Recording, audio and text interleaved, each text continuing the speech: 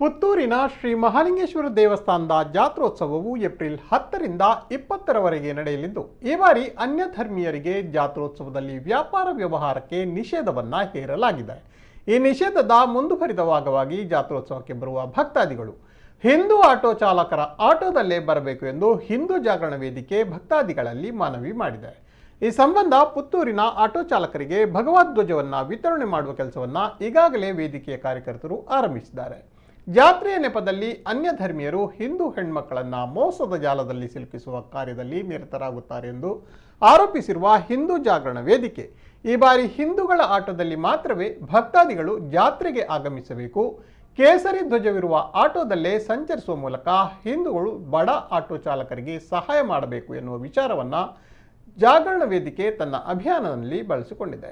ಹಿಂದುತ್ವದ ಹೆಸರಿನಲ್ಲಿ ಅಧಿಕಾರಕ್ಕೆ ಬಂದ ಸರ್ಕಾರದಿಂದ ಹಿಂದೂಗಳಿಗೆ ಯಾವುದೇ ಸಹಾಯ ದೊರೆಯುತ್ತಿಲ್ಲ.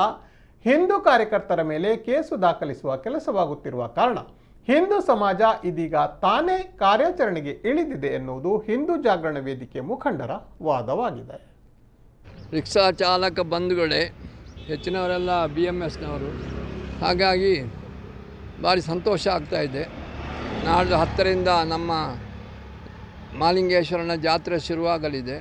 ಈ ಜಾತ್ರೆಯಲ್ಲಿ ನಮ್ಮ ಎಲ್ಲ ಹಿಂದೂ ರಿಕ್ಷಾಗಳು ಕೂಡ ಕೇಸರಿ ಧ್ವಜವನ್ನು ಅಳವಡಿಸಬೇಕು. ಯಾಕಂತ ಹೇಳಿದರೆ ರಿಕ್ಷಾದಲ್ಲಿ ಹಿಂದೂಗಳು ಕೇಸರಿ ಹಾಕಿದ ರಿಕ್ಷಾದಲ್ಲಿ ಹೋಗುವಂತಹ ಒಂದು ಕೆಲಸವನ್ನು ಮಾಡಬೇಕು.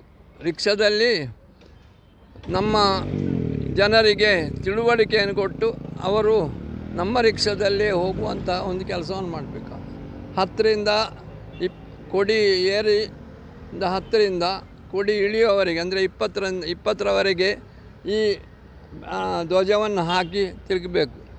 ಹಿಂದೂಗಳ ಪವಿತ್ರವಾದ ಈ ಒಂದು ಜಾತ್ರೋತ್ಸವದಲ್ಲಿ ಅನ್ಯಮತೀಯರು ನಮ್ಮ ಹಿಂದೂಗಳ ಜಾತ್ರೋತ್ಸವದಲ್ಲಿ ಬಂದು ಯಾವುದೇ ಕಿರುಕುಳ ನೀಡಿ ನಮ್ಮ ಜಾತ್ರೋತ್ಸವಕ್ಕೆ ಅಡ್ಡಿಪಡಿಸುವುದು, ಏನಾದರೂ ಕಿರುಕುಳ ಎಲ್ಲ ಕಂಡು ಬಂದಲ್ಲಿ ನಮಗೆ ನಾವು ಭಗವನ್ ಧ್ವಜ ಇರುವ ರಿಕ್ಷಾದಲ್ಲಿ ನಮ್ಮ ಜಾತ್ರೋತ್ಸವಕ್ಕೆ ಎಲ್ಲರೂ ಆಗಮಿಸಬೇಕು ಎಂದು ನಮ್ಮ ಮುಖ್ಯವಾದ ಉದ್ದೇಶವಾಗಿದೆ.